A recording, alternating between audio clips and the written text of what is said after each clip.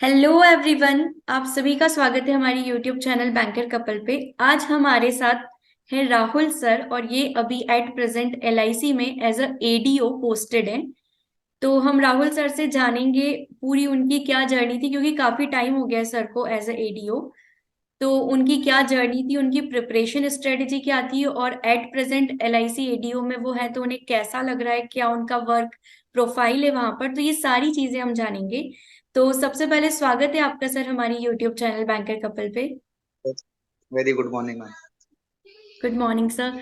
तो सर जी आप सबसे पहले तो अपना थोड़ा ब्रीफ इंट्रोडक्शन दे दीजिए, तो हमारे सारे एस्पायरेंट्स जो हैं अभी और जो ऑडियंस है उन्हें पता चलेगा कि हाँ कितना टाइम हो गया आपको एलआईसी में। जी जी, हेलो एवरीवन। मैं राहुल राठौर शाहजहाँपुर का रहने वाला हूँ। मेरा एजुकेशन बैकग्राउंड शाहजहाँपुर ही रहा है। 12th तक मैंने यहीं से पढ़ाई की है। Then I I did engineering engineering किया है मैंने इंदौर से।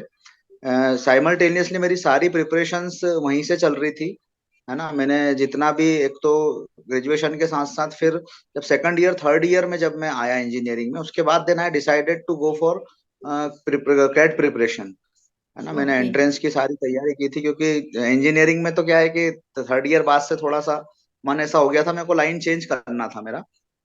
देन मैंने जो भी फ्रेंड सर्कल वगैरह सबसे पता किया, तो ये समझ में आया कि यार इन फ्यूचर फाइनेंस वगैरह में स्कोप बहुत अच्छा रहने वाला है। बैंकिंग सेक्टर भी उस टाइम स्टार्टिंग पे था। ये बात मैं बता रहा हूँ आपको 2013-14 के आसपास की, 2012-13 मतलब ऑलमोस्ट इट्स ऑलमोस्ट 10 इयर्स। तो हाँ। जब मैंने स्टार्टिंग की थी, मतलब इंजीनियरिंग तो ठीक है, इंजीनियरिंग में एवरेज ही रहा था मेरा, मतलब ऐसा कोई विशेष वो नहीं था। 12th भी मेरा एवरेज ही था, बट 10th 12th मैंने सीबीएसई से किया है ना। मतलब जैसे कि एक वीडियो मैंने पहले भी देखा था, तो मतलब मैं भी एकेडमिक्स में इंजीनियर मतलब एवरेज स्टूडेंट ही रहा हूँ। देन मैंने वहां से जब कंपटीशन जब देखा, तब जाके थोड़ा सा मन में आया कि यार अपने को कुछ लाइन चेंज करना चाहिए। देन सीए चेंज मेकर मैंने ज्वाइन की थी, है ना, इंदौर में ही। उसके बाद वहां से जब प्रिपरेशन चालू करा ऑनर्स की डिग्री इंजीनियरिंग की ऑनर्स के लिए, तो वहां से मेरे एकेडमिक सुधरने लग गए थे।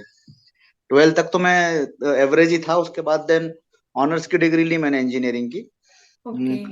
उसके बाद प्लेसमेंट्स, क्या प्राइवेट कॉलेज में कोई प्लेसमेंट वगैरह तो रहते नहीं है।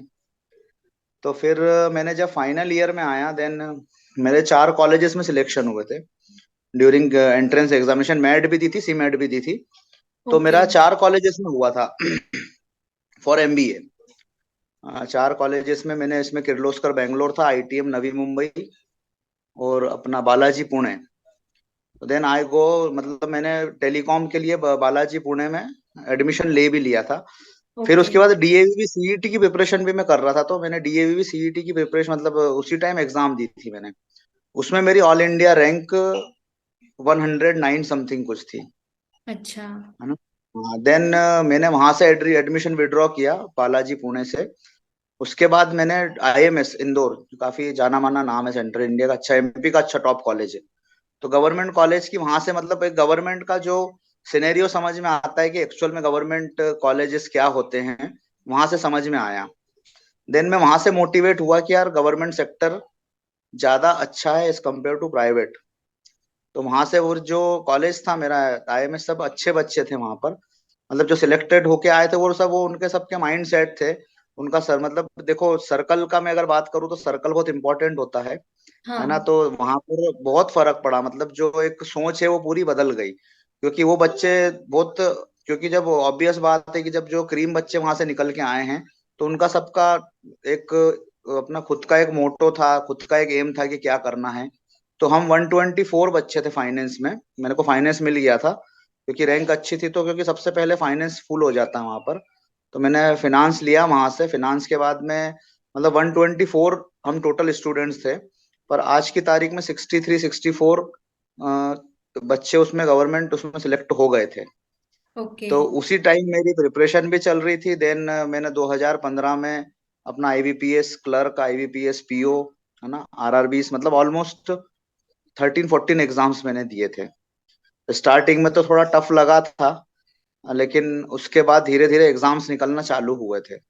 आरआरबी क्लर्क भी निकला था, है ना। मेरा थोड़ा सा इंग्लिश वीक था, इसके कारण मैं थोड़ा सा कुछ कुछ कुछ सेक्शन के मतलब total overall marks cut off से ऊपर थे, लेकिन इंग्लिश के जो मार्क्स थे, अब जैसे 40 में से 12 13 ऐसे कुछ मार्क्स आए, तो उसके कारण मेरा उसमें सिलेक्शन नहीं हो पाया। फिर 2016 में, दो मैंने मई दो अपना जुलाई 2015 में एग्जाम दिया था LIC ADO का। क्योंकि अभी ये बता दूं आपको कि 2015 में वैकेंसी आई थी, 2019 में आई थी, और अभी 2023 में अवेटेड है, तो दोनों वैकेंसीज आ रही हैं अभी, है ना। हम्म। डबल AO का नोटिफिकेशन आ चुका है, और ADO का भी परसों का हमें पता है कि परसों नोटिफिकेशन आ जाएगा उसका। तो 2015 में मैंने एग्जाम दिया था, वहां से मेरा रिटर्न निकला था। और उस टाइम एक ही एग्जाम हुआ करता था, ओनली मेंस। ओके। प्री तो फिर 2017 में 19 वाले उससे स्टार्ट किया। फिर मेरा एक RRB का अपना क्लरिकल का एग्जाम निकला था, लेकिन उसमें इंटरव्यू में मेरा सिलेक्शन नहीं हो पाया था। अब मेरा प्लेसमेंट फेज भी शुरू हो गया था 2016, मतलब 2015 के दिसंबर में मेरा प्लेसमेंट IMS से हो चुका था। ICICI बैंक में स्केल 2 ऑफिसर में हुआ था उसमें भी। तो वहां पर भी 5.5 6 लाख का पैकेज था। और अच्छा। दोनों एग्जाम साथ में, इधर मेरा LIC का भी रिजल्ट आ गया था, और उधर मेरा प्राइवेट में सिलेक्शन भी हो गया था। दोनों जॉब एक साथ लगे थे। वहां से मेरी जर्नी स्टार्ट हुई थी। देन फिर दोनों में से मैंने LIC को चूज किया था। तो ये उस टाइम तो काफी प्रिपरेशन स्ट्रेटेजी होगी, वो बहुत डिफरेंट होगी, क्योंकि उस टाइम एक ही एग्जाम था, मेंस होता था। अभी काफी हाँ। कुछ बदल चुका है। लास्ट नोटिफिकेशन में भी मैंने देखा था कि इसमें 3 तरीके से ये लोग एंट्री लेते हैं एज एडीओ। एक हम्म। एजेंट वाले, एक एम्प्लॉयज कैटेगरी और एक ओपन कैटेगरी। हम्म। तो आपने तो हम्म। ओपन कैटेगरी से भरा होगा। जी जी बिल्कुल, ये 2015 में ये भी नहीं था, ये 2019 में आया। अच्छा, ये 2015 में फर्स्ट पूरा। टाइम आया था। ओके। ये पहले 1991 से लेके 6 तक ऐसा प्रोसेस चलता था। फिर गवर्नमेंट ने होल्ड लगा दिया था इस पे, फिर 30 साल बाद वापस चालू किया 2016 2019 से। तो 19 ओके। से वापस open market and agent, open market से 60% और एजेंट कैटेगरी से 40%। एक और एम्प्लॉयज कैटेगरी भी थी शायद, हाँ, क्लास 3 एम्प्लॉयज कैटेगरी, एम्प्लॉयज। हाँ एम्प्लॉयज कैटेगरी है, लेकिन मतलब मैं अगर एज ए मैसेज देना चाहूँ तो मतलब वो नील मान के चले आप उसमें, मतलब अच्छा। 60-40 का ही रेशियो उसमें मान के चले।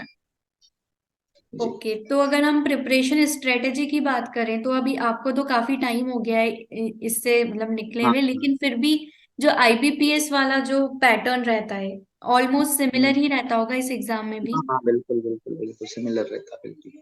तो जो प्रिपरेशन स्ट्रेटेजी एक आईबीपीएस पीओ के लिए, क्योंकि अभी हो ही चुका है सारा एग्जाम, तो जो चल रही है प्रिपरेशन स्ट्रेटेजी बस वही चलनी है इसमें भी। लेकिन इंश्योरेंस से रिलेटेड क्वेश्चंस आते हैं, तो उसके लिए कहाँ से जाकर तैयारी करें? नहीं, मैंने इसमें एक अपना ओलिव बोर्ड करके एक आता है, उसका एक इनका वो था, PDF वगैरह था, एक अपना कैरियर पावर से मैंने PDF डाउनलोड किया था उस टाइम पे। तो जो personally financial and insurance awareness करके आता है। तो जैसे अपन IBPS PO में तैयारी करते हैं, तो जब वहां पर भी जैसे एक जनरल अवेयरनेस करके जो आता है ना, तो उसी में हम्म। GA plus insurance awareness combine था ऑलमोस्ट, ऐसा मतलब अच्छा। हाफ हाफ सेक्शन था। तो आप वहां से, और वो पोर्शन मेजर पोर्शन रहता है इसमें। बाकी आपका जो है बाकी पोर्शन, लेकिन ज्यादा मार्क्स इसी के रहते हैं, फाइनेंशियल और इंश्योरेंस अवेयरनेस। तो ये आप PDF डाउनलोड करके, उस टाइम पे जो मैंने किया था वो मैंने, एक तो सबसे पहले अगर मैं स्ट्रेटेजी की बात करूं, तो जितने ज्यादा प्रैक्टिस अगर आप कहोगे, कि मैंने युवाम ज्वाइन किया था 2015 में, मैं युवाम गया था कोचिंग, वहां पर मैंने 3 एक महीने कोचिंग किया था। देन मैंने वहां पर पढ़ाया भी था फिर युवाम ओके। इंदौर में मैंने। हाँ, तो मतलब एक बार जो टेक्निक सीख जाते, जो बच्चे तैयारी कर रहे हैं, उनको भी मेरा यही मैसेज है कि एक कोचिंग क्लासेस से कुछ नहीं होता है। एक खाली आपको सपोर्ट मिलता है, लेकिन आपको प्रैक्टिस और प्रैक्टिस ही है जो गवर्नमेंट एग्जाम, आप जो भी कॉम्पिटेटिव एग्जाम है उसको निकालने के लिए। अदर देन कोई ऐसा शॉर्टकट नहीं होता कि यार भैया बस मैं अभी कर लूं, बस 2 महीने पढ़ लूं, नहीं। जितनी ज्यादा प्रैक्टिस होगी, फिर मैंने टेस्ट सीरीज महेंद्रा चलता था, शायद आप लोगों ने हम्म। भी सुना होगा उस टाइम पे महेंद्रा। तो महेंद्रा की टेस्ट सीरीज भी ली थी, है ना, ओलिव बोर्ड की टेस्ट सीरीज भी ली थी। तो जितने ज्यादा टेस्ट देंगे, क्योंकि टाइमिंग लगा के टेस्ट देना और वहीं से एक्यूरेसी चेक करना, एक्यूरेसी भी मेन है कि कितने क्वेश्चन आप अटेम्प्ट कर रहे हो और कितने सही हैं। क्योंकि वो नॉर्मलाइजेशन में उस टाइम नॉर्मलाइजेशन भी चालू कर दिया था, तो बहुत फर्क पड़ता है उसका। तो मेरे हिसाब से प्रैक्टिस बहुत जरूरी है। मतलब ऐसा नहीं कि आप कोचिंग कोचिंग 2 साल कोचिंग कर लो, लेकिन उससे नहीं। और एक और कोचिंग थी भवती करके इंदौर में, जहाँ के मैंने नोट्स लिए थे, तो उस नोट से भी तैयारी की थी। उनकी टेस्ट सीरीज काफी अच्छी आती थी। अच्छा। भौतिक की टेस्ट सीरीज उस टाइम बहुत अच्छी थी, और ओलियो बोर्ड की ऑनलाइन थी और महिंद्रा की ऑनलाइन थी। और फिर मतलब जब मैं हॉस्टल में जहाँ रह रहा था एमबीए के टाइम पे, तो उस टाइम 2015-16 में नेट की स्पीड काफी अच्छी हुआ करती थी। फ्री ऑफ कॉस्ट हमारे को नेट वगैरह सब अवेलेबल था, तो मेरे लिए बहुत सपोर्टिव रहा था। हाँ, क्योंकि ड्यूरिंग एमबीए मतलब 4 घंटे 5 घंटे का हमारा कॉलेज हुआ करता था। और दूसरी चीज मैंने रखी कि मैं बच्चों को पढ़ाता था। अच्छा। मतलब मैं, हाँ, थोड़ा सा मतलब मेरा इसमें रहा था कि मैं 1-2 घंटे, मेरा मैथ्स और रीजनिंग वहीं से स्ट्रांग हुआ था। क्योंकि बहुत सारा मतलब कम से कम काफी बच्चों को मैंने घर जाके भी पढ़ाया है, इवन इंदौर में पार्ट टाइम पढ़ाता था वहां पर। तो उससे खुद की भी प्रैक्टिस हो जाती थी। जी जी बिल्कुल, प्रैक्टिस होती है, कॉन्सेप्ट क्लियर होते हैं, और जो सामने वाले के मन में चल रहा है, उनके जो डाउट आते हैं, फिर उस पे आप प्रिपेयर करते हो। तो मतलब थोड़ा बहुत अगर आप ऐसा कर सकते हो, क्योंकि देखो अपने आप को इंगेज करके रखना भी एक अच्छी चीज होती है। तो मैं, क्योंकि काफी समय मिला था, और एक एटमॉस्फेयर का भी मैं मानूंगा, दो तीन तीन पॉइंट में बता रहा हूँ। एक तो आपकी प्रैक्टिस है ना, एक आपका एटमॉस्फेयर कैसा है, और एक आपका सर्कल बैकग्राउंड कैसा है। ये तीन चीजें बहुत रोल प्ले करती हैं। तो ये सब मेरे साथ पॉजिटिव ही था, सब लोग भी अच्छे थे, हेल्पिंग थे। और फिर जब सब उसी सिनेरियो के चल रहे, सब उसी तैयारी में लगे हुए थे, तो बहुत प्लस हुआ। काफी नर्वसनेस भी होती थी, एग्जाम सब दे के आते थे, तो यार नहीं निकला, नहीं हो पाया, नहीं हो पाया, लेकिन एट द एंड अच्छा हुआ। सब सब लोग सिलेक्ट होके ही गए, सब अच्छी जगह ही हैं आज। तो एलआईसी में एज ए एडीओ आप 2017 में आपने ज्वाइन कर लिया होगा या 16 16 16 में ही? तो मेरा 16 मई 2016 की मेरी ज्वाइनिंग है। ओके। हाँ, एक्चुअली मेरा वेटिंग में हुआ था, मतलब जो मेन था वो 2015 में दिसंबर में इंटरव्यू थे। तो दिसंबर में मेरा एमबीए चल रहा था, इंटरव्यू मेरे से पूछा भी था, तो मैंने कहा सर अब ऐसा कुछ हो जाए कि मैं अगली बैच में अगर हो जाऊं और अभी मेरा एमबीए भी कंप्लीट हो जाए, तो उन्होंने मना कर दिया था। फिर मैंने कहा ठीक है, मेरे पास प्लेसमेंट था ही सही कॉलेज से, तो मैंने कहा ठीक है, हम्म। अब नहीं मिल रहा है तो। लेकिन फिर मैं अप्रैल 16 में जब रिजल्ट फाइनल दूसरा आया था, तब उसमें हो गया था मेरा। ओके, दो तो मई मेरी मतलब आपको 16 मई 5 साल हो गए वहां पर? मैं छह सोलह साल मई दो होने वाले हैं। हजार दो हाँ, मतलब 7 साल पूरे हो जाएंगे मई में मुझे। हाँ, 7 साल हो जाएंगे तो बहुत 7 साल काफी बड़ा टाइम होता है। अभी जैसे एडीओ की जैसे न्यूज सामने आ रही, तो सब लोग बहुत ही नेगेटिविटी स्प्रेड कर रहे हैं कि ये जॉब में बिल्कुल अच्छा नहीं होता है, वर्क अच्छा नहीं होता है, निकाल दिया जाता है। तो इन सब के पीछे आप क्या कहेंगे कि जैसे आपको तो 7 साल हो गए यहाँ पर, तो क्या इसमें प्रोबेशन पीरियड के पहले जब ये अप्रेंटाइज रहते हैं तो निकाल दिया जी जाता है, जी। या ऐसा कुछ रहता है क्या? हाँ, वो न्यूज कहीं तक सही है। लेकिन मैं ये मानता हूँ कि अगर जिसमें मक्कारी है वही लोग हैं, नहीं तो मेरे साथ में तो शायद ऑलमोस्ट 7 साल हो गए, 2-3 बैचेस भी आ गई, लेकिन अभी तक ऐसा हुआ नहीं। वही लोग गए जिनका या तो दूसरा जॉब लग गया, या जो बिल्कुल काम करने में विश्वास नहीं रखते, उन लोगों को ही थोड़ा सा प्रॉब्लम हुआ है।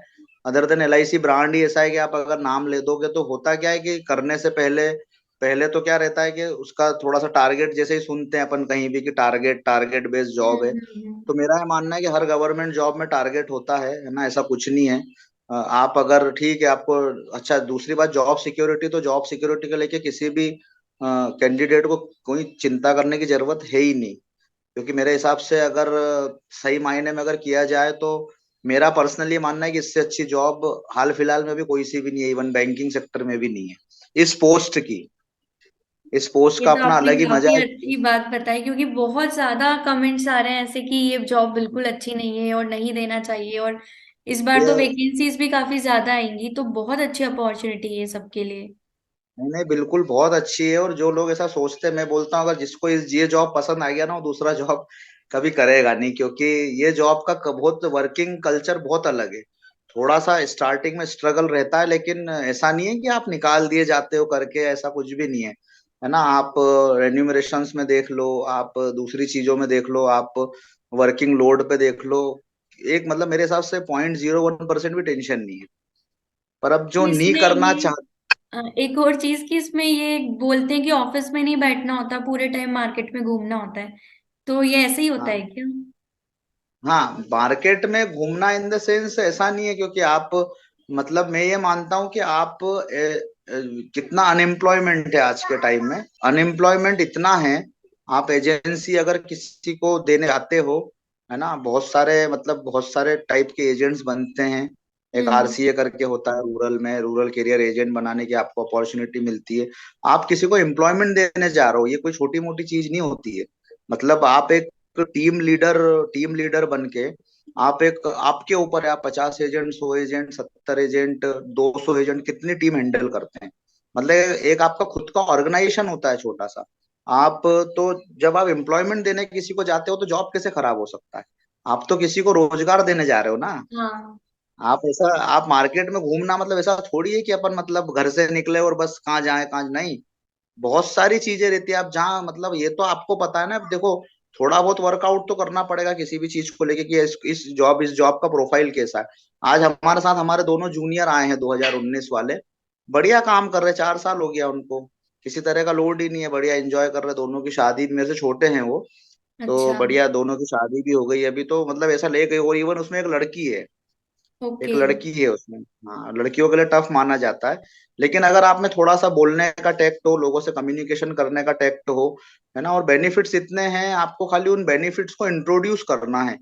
होता क्या है कि अपन मानते हैं कि मेरा गवर्नमेंट जॉब लगा है तो मैं जाके बैठूंगा। अगर आप बैंकिंग सेक्टर में भी हैं, मैं मानता हूँ आप एसबीआई में भी काम करो, तो आपको कस्टमर को हैंडल करना है, आपको उनको कन्विंस करना पड़ेगा। आज का टाइम ऐसा नहीं रहा कि मैं बस हम्म। आया गया बैठ गया, है ना, बैठ गया और मेरी सैलरी आ गई, नहीं।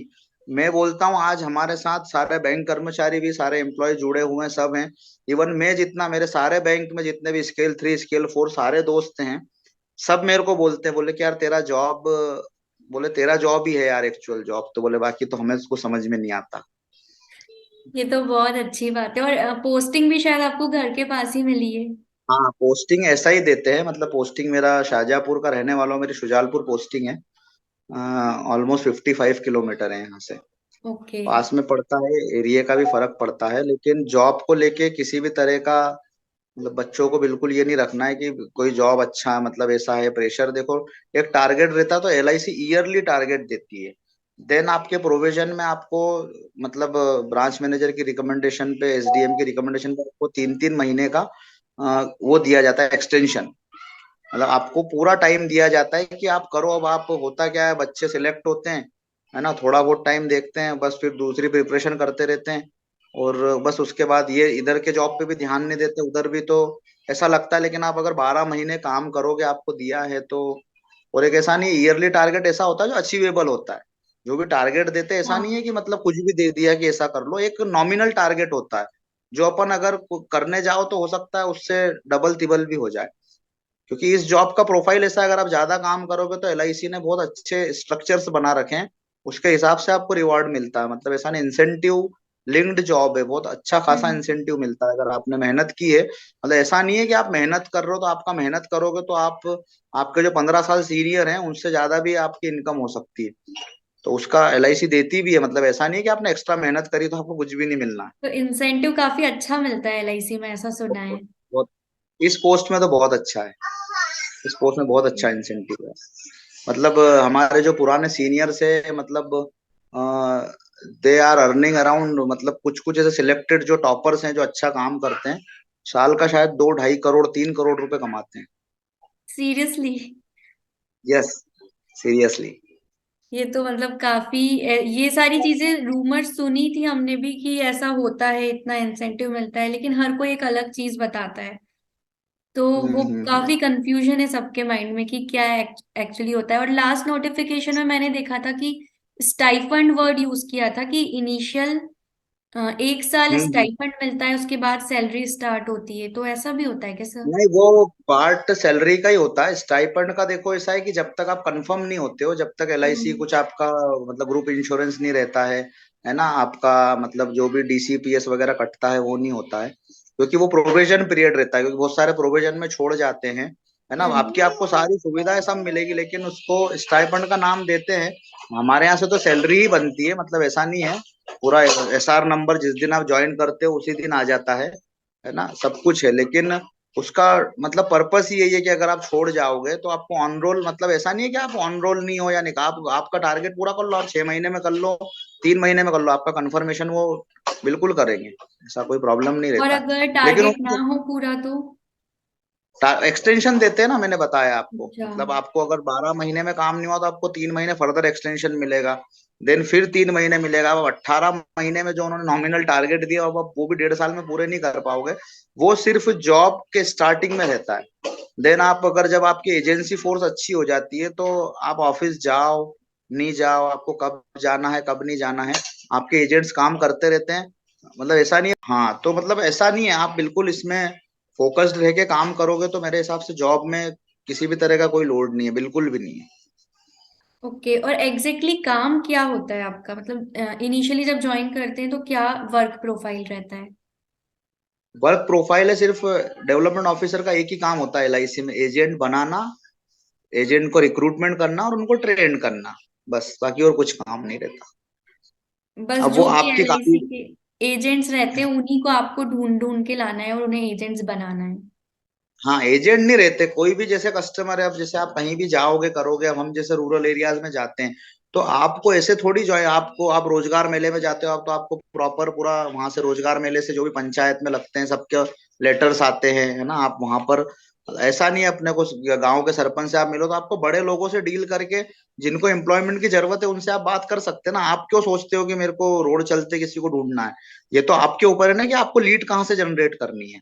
हम्म। लीड जनरेट करना, देखो आजकल वही मैं पॉइंट पे बार बार आ रहा हूँ कि एम्प्लॉयमेंट देना बहुत आसान है आज के टाइम में। आज 5,000 10,000 के प्राइवेट जॉब, बहुत लोग परेशान हो रहे हैं, इवन एमबीए किए हुए भी 8-8 हजार का जॉब कर रहे हैं, मेरे को बहुत अच्छे से पता है। लेकिन हम्म। हमारे बनाए हुए एजेंट्स महीने का 1 लाख, महीने का 1.5 लाख, महीने का 2 लाख आज भी कमाते हैं। तो ये हमारी तो सैलरी, बहुत अच्छी हाँ चीज तो है। मतलब आप, हाँ आप उसको किस तरीके से लेते हो, मतलब आप उस एजेंट को इस तरीके से ट्रेन कर दोगे कि आप किसी का घर आपकी वजह से चल रहा है, ये आप सोचोगे तो आपको सारे जॉब बहुत छोटे लगेंगे इसके आगे। मतलब हाँ। दूसरी जगह वाकई में जॉब होते हैं, लेकिन हमारे साथ क्या, मेरे साथ जैसे 65-70 एजेंट्स हैं मेरे पास। तो मतलब ऐसे 25-30 एजेंट ऐसे हैं जिनके घर में शायद वो एलआईसी का काम नहीं करते तो शायद उनके घर में खाने पीने की परेशानी होती, इतनी ऐसी हालत थी। लेकिन आज वो they are earning 70,000 per month, 80,000 per month, मतलब हमारी सैलरी से भी ज्यादा कमाते हैं वो। तो बहुत फर्क पड़ता है उसमें। तो ये तो बहुत मतलब अच्छी चीज है, और अब पोस्टिंग भी घर के पास मिल रही है, ट्रांसफर भी आई थिंक आपकी जब से पोस्टिंग हुई है तब से आपका ट्रांसफर नहीं हुआ। हाँ एलआईसी में इस पोस्ट पे सबसे अच्छा है, अगर आपको ट्रांसफर नहीं लोगे तो आप डेवलपमेंट ऑफिसर से रिक्रूट होगे और डेवलपमेंट ऑफिसर पे रिटायर होंगे। कभी ट्रांसफर नहीं होता। अगर आपको लेना हो तो ले सकते हो, नहीं लेना हो तो आप नहीं लो, और इस जॉब में कोई ट्रांसफर लेता नहीं है। सबसे खास बात ये है, कोई नहीं छोड़ के जाना चाहता। और अगर आपने प्रमोशन लिया तो फिर ट्रांसफर होगा या नहीं? हाँ प्रमोशन लिया तो फिर ट्रांसफर होगा। तो प्रमोशन पॉलिसी भी एक बार बता दीजिए कि किस तरीके से रहती है, क्या बहुत स्लो प्रमोशंस होते हैं या फिर फास्ट होता है, कैसा रहता है? प्रमोशन बैंकिंग सेक्टर के तुलना में तो स्लो हम्म। है ना। बैंकिंग में थोड़ा सा मतलब मेरे साथ वाले स्केल 3 स्केल 4 हो गए हैं। प्रमोशन फास्ट है बैंकिंग सेक्टर में, ये नो डाउट। लेकिन अभी कुछ पॉलिसीज मैनेजमेंट कर रहा है, कुछ चेंजेस आ रहे हैं, क्योंकि पुराना जो चल रहा है, मतलब पुराने एम्प्लॉयज काफी है एलआईसी में, रिटायरमेंट अभी बहुत सारे होने वाले हैं 2024 से लेके 30 में। तो प्रमोशन पॉलिसी स्लो है, लेकिन ये है कि अगर मैं मेरी डेजिग्नेशन की बात करूं तो मेरे डेजिग्नेशन में अगर मैं डेवलपमेंट ऑफिसर रहता हूं और अगर यहाँ पर मैंने अच्छा काम किया तो इसमें भी प्रमोशन होते हैं। जैसे मैं अभी, मैंने जो नॉर्म्स हैं उससे काफी अच्छा काम किया तो मैं एसबीए के लिए क्वालिफाई हुआ हूँ, सीनियर बिजनेस एसोसिएट्स बोलते हैं। तो ओके। ये डेवलपमेंट ऑफिसर में ही आपका एक मतलब खुद का सेल्फ प्रमोशन आप मान के चले, उसमें एलआईसी प्रेमाइसेस का आपको सब पैसा वगैरह देती है, ऑफिस खोलने का पैसा देती है ना। तो ये एसबीए मतलब हमारे इसमें या प्रमोट डेजिग्नेशन डेवलपमेंट ऑफिसर ही है, लेकिन एसबीए के नाम से अपना वो होगा, कहीं पे प्रोनाउंसिएशन होगा तो एसबीए लग जाता है डीओ के आगे। और अगर ओके। आपको ये लाइन में नहीं जम रहा है कि यार मेरे को ठीक है, मेरे को नहीं करना तो आप 5 साल बाद, 3 साल और 5 साल बाद, 3 साल और 6 साल बाद आप प्रमोशन ले सकते हो। आपके जो भी नॉर्म्स हैं वो पूरे कर लीजिए, आप एलिजिबल हैं असिस्टेंट ब्रांच मैनेजर बनने के लिए। तो ओके। इसके बाद जो अगला प्रमोशन होता है वो एबीएम होता है। एबीएम में आपको 3-3 साल या जो भी मतलब, या तो मैनेजमेंट 4-4 साल रखता है या 3-3 साल, तो 3-3 साल की 2 पोस्टिंग देते हैं, देन आप ब्रांच मैनेजर बन जाते हैं। तो तो अगर यहाँ कोई पर जैसे सर डबल एओ में आप कन्वर्ट हो सकते हैं क्या बाद में ज्वाइन करने के बाद?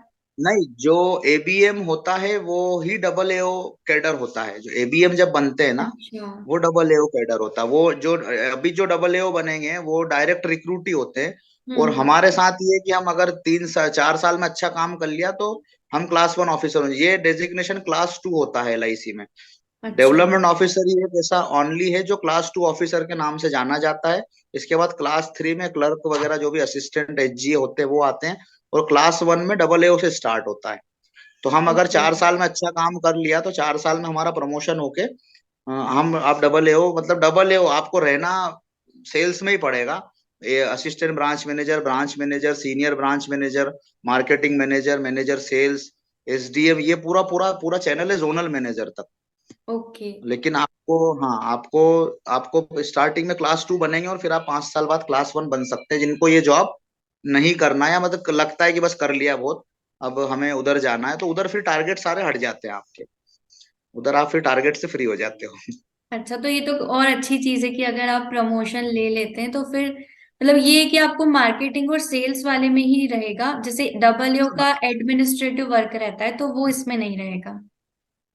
हाँ मतलब उसमें भी ऑफिस में बैठना है, असिस्टेंट ब्रांच मैनेजर ऑफिस में ही बैठते हैं, लेकिन जैसे हम एजेंट से डील करते हैं वो डेवलपमेंट ऑफिसर से डील करते हैं। एबीएम के अंदर जो भी हम 6-7 डेवलपमेंट ऑफिसर हैं वो हमसे बातचीत करते हैं, एजेंट से उनको कोई ज्यादा लेना देना रहता नहीं है, क्योंकि एजेंट से तो हमें काम करवाना, उन्हें हाँ थोड़ी हाँ। करवाना। अच्छा, तो ओके। एबीएम आप बन के, बीएम बन के मतलब पूरा ब्राइट फ्यूचर है, ऐसा कोई प्रॉब्लम वाली बात नहीं है। वो तो क्या है, लोग टारगेट सुन के थोड़ा सा हो जाते हैं कि यार वो तो टारगेट बेस्ड जॉब होता है ना। तो टारगेट तो हमारे पास अभी ऐसे ऐसे कि यूनियन बैंक के भी अभी आए थे, तो सब बात भी हुई थी उनसे, सब बोला भी था, तो वो भी सब परेशान ही रहते, सर ये टारगेट करना है, कुछ तो करवा दो, ये लोन दिलवा दो, वो दिलवा दो। तो टारगेट सब जगह ही है, ऐसा नहीं है। हाँ, टारगेट तो आजकल बैंकिंग सेक्टर में भी है ही, तो ऐसा तो नहीं है कि सिर्फ इसमें एलआईसी एडीओ में ही टारगेट्स हैं। लेकिन अगर हाँ। हम एडीओ डबल एओ दोनों की बात करें तो फिर ज्यादा हम्म। अच्छा क्या रहेगा?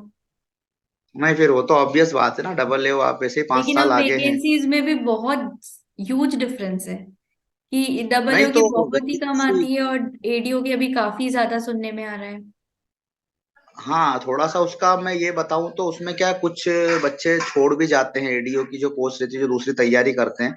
जैसे हम्म। अभी पुराना जब एडीओ हुआ था तो उसमें ऑलमोस्ट बहुत सारे छोड़ के चले गए थे, जिनका पीओ में हो गया, क्लर्क में हो गया। तो इसके लिए थोड़ा सा एलआईसी वैकेंसी ज्यादा निकालती हैं। तो अच्छा। शायद उसमें जो भी छोड़ के जाते तो उनका कवर अप हो जाता है। और डबल एओ का क्या है कि वो 700 वैकेंसी आती है, और इस बार तो शायद 320, या मतलब ऐसा एग्जैक्ट फिगर तो नहीं पता, लेकिन 700 से कम ही आ रही है। तो ऑल ओवर इंडिया में 700 वैकेंसी, 10-15 लाख एग्जाम फॉर्म भराना, तो कंपटीशन ऑब्वियस बात है ज्यादा ही होगा। हम्म। डबल एओ में क्या, आप एडमिनिस्ट्रेशन साइड में रहते हैं ना, आपको एलआईसी के जो इंटरनल डिपार्टमेंट है उसमें आपको छोड़ के रखते हैं, उसमें जो उनसे भी डिपार्टमेंट में उनको देना है। तो नो डाउट डबल एओ अपनी जगह है ना। लेकिन एडीओ भी है, तो जो लोग इसको उसमें लेते हैं, उसमें गलत उसमें लेते हैं। दोनों का अपना अपना, आप 4-5 साल बाद काम करके बन तो सकते हो डबल एओ, कोई मना थोड़ी कर रहा, बिल्कुल आप कर सकते हो। हाँ, आप उधर चले जाइए। तो इसमें अगर सर अभी आपको इतना टाइम हो गया तो सैलरी और अलाउंसेस की बात करें तो अप्रोक्सीमेट कितना ग्रॉस पे बन जाता है इतने साल बाद, अब कितना बन जाता है? अभी बताऊं कि स्टार्टिंग का बताऊं? स्टार्टिंग का तो आपके टाइम पे वेज रिवीजन नहीं हुआ होगा, अभी तो हाँ। वेज रिवीजन हो चुका है। हाँ वेज रिवीजन हो चुका है ना, 2017 वाला। अब अभी मैं मेरी बात करूं तो मेरा मतलब अराउंड इंक्रीमेंट वगैरह सब लगा के 95K के आसपास है, 95K। ये ग्रॉस आपकी जो सैलरी है? हाँ। हाँ 95 के आसपास है, इंसेंटिव वगैरह सब अलग है ना, वो चीज बिल्कुल इससे अच्छा, इसके इससे इंसेंटिव कोई नाता अलग है। नहीं है। और हाँ। अलाउंसेस भी मिलते हैं एडीओ को जैसे डबल ओ में मिलते हैं? नहीं सारे ही हैं, ऑलमोस्ट सेम है, कुछ कुछ फिगर्स का फर्क है, लेकिन ऑलमोस्ट कुछ कुछ 20-25% अलाउंसेस ऐसे रहते हैं जो उनको थोड़े एक्स्ट्रा मिलते हैं, है ना। तो एलआईसी इधर हमें इंसेंटिव दे देती है, वो कंपनसेट हो जाता है, मतलब अगर आप इतना मेहनत, क्योंकि थोड़ा सा क्या अलाउंसेस लोगों को लगता होगा, लेकिन कम इसलिए रहते हैं कि उनको ऑफिस में बैठना है, हमें ऑफिस में नहीं बैठना, है ना। हाँ। उनका वर्किंग टाइम फिक्स है कि उनको इतने टाइम आना है, लॉग इन करना, हमारा कोई फिक्स नहीं आपका है क्या ना। हम रहता है वर्किंग टाइम? नहीं, कोई फिक्स नहीं है ना, मतलब आप 2 बजे पहुंच रहे हो, आप कभी ऑफिस नहीं जा पाए, फील्ड में हो, एजेंट के पास हो, किसी ज्वाइंट कॉल पे हो, एजेंट के साथ हो, तो हम ऑफिस ऐसे नहीं भी जाएं तो भी ऐसा कोई फर्क नहीं पड़ता कि आप क्यों नहीं आए क्या है, मतलब पूरी फ्लेक्सिबिलिटी है। अच्छा। मतलब आप अगर किसी कारण से कहीं 3 दिन टूर पे हैं एजेंट के साथ, तो 3 दिन ऑफिस नहीं जाओगे तो आपको कोई कुछ नहीं बोलने वाला। तो अब इतनी फ्लेक्सिबिलिटी है तो थोड़ा बहुत टारगेट तो देंगे, नहीं तो आप पता चले बाहर कर क्या रहे हो। हाँ, इसीलिए टारगेट देते हैं, क्योंकि तो आपको इसमें ऑफिस ऐसे आने मतलब। सैटरडे संडे भी काम रहता होगा फिर आपको, या फिर वो आप पूरा छुट्टी ले सकते हैं? हाँ हाँ, मतलब नहीं नहीं, ऐसा नहीं सैटरडे, देखो काम सब फोन पे ही चलते हैं आजकल, आना बहुत सारे ऑनलाइन मॉड्यूल आ गए, पॉलिसीज सब ऑनलाइन पोर्टल पे जनरेट होने लगी है, स्टार्ट हुआ है अभी धीरे धीरे। तो घर बैठे भी काम कर सकते हैं।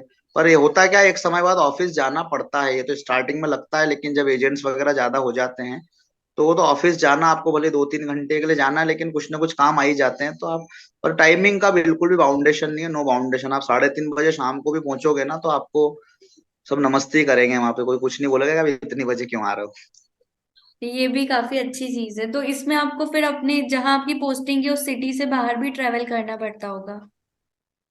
हाँ देखो, रूरल जो भी ब्रांचेस रहती है रूरल एरियाज में रहती है, मतलब जो मतलब डीप रूरल तो नहीं, लेकिन हम्म। अब तहसील हेडक्वार्टर आपको दिया है, डिस्ट्रिक्ट हेडक्वार्टर दिया है, तो जो भी उस ब्रांच का एरिया है, अब वो आपके ऊपर है कि आप पूरा एनालिसिस करते हो कि एजेंट्स आपको कहाँ पर बनाना है, क्या करना है ना, तो फिर वो तो आना जाना तो पड़ता है। तो वो एक चीज ऐसा। इसमें है, वो चीज रहती है। हाँ लेकिन बिल्कुल है, लेकिन उसमें भी देखो एक रहता है ना कि अपन बोलते हैं, जैसे सब ऐसा बोलते हैं कि आजकल प्राइवेट जॉब में 2-2 घंटे कॉन्फ्रेंस कॉल हो रही है ना, आपको अच्छे से बोला नहीं जाता, अच्छे से बात नहीं की जाती, प्रेशर करते हैं। यहाँ पर ऐसा कुछ भी नहीं है, मतलब ऐसा बिल्कुल आप सोचो भी मत कि ऐसा कुछ होता है। ऐसा कुछ भी नहीं होता है, मतलब एलआईसी में इस नौकरी को राजा नौकरी बोला जाता है। मतलब सबसे जो ज्यादा सुकून में रहता है वो डेवलपमेंट ऑफिसर ही है, क्योंकि हमें कोई कुछ नहीं बोलता, हमें कुछ, हाँ हमारा परफॉर्म हो रहा है ना, और परफॉर्म होता है। परफॉर्म क्यों होता है, क्योंकि एजेंट को आप रिक्रूट कर रहे हो तो एजेंट अपना कमा रहा है पैसा। आपको कुछ नहीं करना है कि मतलब आपको उनसे करवाना है तो आपका कुछ नहीं। एजेंट अपना काम कर रहा है, वो सब आपके आपके कोड में आपके एजेंट बने हैं तो वो सब जुड़ता रहता है ऑटोमेटिक। आपको उसमें कुछ भी ऐसा लोड नहीं लेना है कि नहीं भैया मेरे को एजेंट को इतना करना है, इतना टॉर्चर करना है, यहाँ पर कुछ भी नहीं है, क्योंकि एजेंट ही पता चले वो डेवलपमेंट ऑफिसर से ज्यादा कमाते तो वो खुद उनकी चिंता से काम करते हैं, आपको कुछ बताने की जरूरत नहीं रहती उनको। अच्छा। सब तो कुछ फिर नंबर अपने। ऑफ एजेंट्स, सब हाँ। कुछ नंबर ऑफ एजेंट्स, आप कैसे एजेंट रिक्रूट करते हो, कैसे एजेंट को ट्रेन करते हो, है ना, आपको बिल्कुल एलआईसी मीटिंग वगैरह का पैसा देती है, आप यूनिट मीटिंग एजेंट्स की लेते हैं साल में 2 बार, उसका सारा खर्चा एलआईसी बियर करती है। आप आपकी संडे टू संडे ऑफिस में एलआईसी अपने एजेंट्स की मीटिंग ले सकते हैं। सब चीज की छूट है ना, बस खाली बनाना है एजेंट, तो वो तो बहुत आसान है बनाना, मैं तो उसको नहीं मानता कुछ भी, वो चलते चलते बन जाता तो सर अभी एट लास्ट आप एक बार एडवाइस दे दीजिए एस्पायरेंट्स को। अभी नोटिफिकेशन आने वाला है और काफी सारे एस्पायरेंट्स को बहुत कंफ्यूजन है, तो आप क्या है। एडवाइस देना चाहेंगे उन्हें? मेरा तो बीइंग ए एम्प्लॉय, और मैं खुद जब उसको 6 साल के एक्सपीरियंस से फेस कर रहा हूँ, देखा भी है मैंने, तो मेरा आपको स्ट्रिक्टली एडवाइस है, और बिल्कुल बीइंग अगर फ्रेंकली भी मैं बात करूँ तो आप बिल्कुल बिंदास प्रिपरेशन करिए, है ना, एज ए ज्वाइन करिए, हो सकता है आप में से कोई एक मेरी ब्रांच में आ जाए, कुछ नहीं कह सकते, है ना, तो ऐसा कुछ नहीं है, बिल्कुल आप अच्छे से करिए, कोई जॉब में बिल्कुल भी टेंशन नहीं है ना, सब चीज का ईयरली रिव्यू होता है, आपको ईयरली ही सब टारगेट पूरा करना होते हैं, है ना, और ऐसा कुछ भी प्रेशर नहीं, एक बार आप कंफर्म हो गए तो सब कुछ ऑटोमेटिक, सैलरी वगैरह सब टाइम पे आता है, ऐसा बिल्कुल भी लोड नहीं है कि आपको निकाल दिया जाएगा, इतना आसानी से नहीं निकालते, बहुत रिलैक्स्ड नॉर्म से, मतलब इतना टफ नहीं है कि आपको परेशानी आए किसी भी तरह की। तो बिल्कुल आप बने, तैयारी करें, है ना, और सिलेक्शन हो जाए तो बिल्कुल ज्वाइन करें, बिल्कुल भी ऐसा नहीं है, क्योंकि गवर्नमेंट जॉब मिलता नहीं है आजकल, अपन ऐसा बोलते हैं, बोलना आसान होता है, लेकिन बहुत सारे लोग ये भी बनना चाहते हैं, हमें देख के हम्म। बोलते हैं कि सर आप ऐसा कैसे बन गए, है ना, आज हमें जो मेरे पास है वो सब बनना चाहते हैं। तो ऐसा नहीं है, मतलब जो मैं खुद हासिल कर चुका हूँ तो वो बोलते हैं कि यार, क्योंकि जब वो चीज अचीव कर लेते हैं तब समझ में आता है कि हाँ यार, तो एक बार बन जाते हैं ना, उसके बाद आप खुद एग्जाम्पल बन जाओगे सबके लिए। तो thank you so much sir, आप हमारी चैनल पे आए। बहुत टाइम से हम वेट कर रहे थे कि आपका इंटरव्यू लेंगे, क्योंकि काफी सारे बहुत क्वेश्चन से एडीओ से रिलेटेड जो कहीं भी इंटरव्यू यूट्यूब पे भी नहीं मिल रहा था हमें किसी का भी। तो आप बहुत बहुत आपका धन्यवाद कि आप हमारी चैनल पे आए। और भी अगर कुछ भी डाउट्स होंगे तो आप बिल्कुल जितने भी बिल्कुल। एस्पायरेंट्स देख रहे हैं वो कमेंट्स में पूछ सकते हैं। मैं सर से रिक्वेस्ट करूंगी कि जब भी उन्हें टाइम मिले वो बिल्कुल रिप्लाई बिल्कुल। कर दे उनके डाउट्स का। सो जी जी। Thank you so much sir. Okay ma'am, thank you thank you.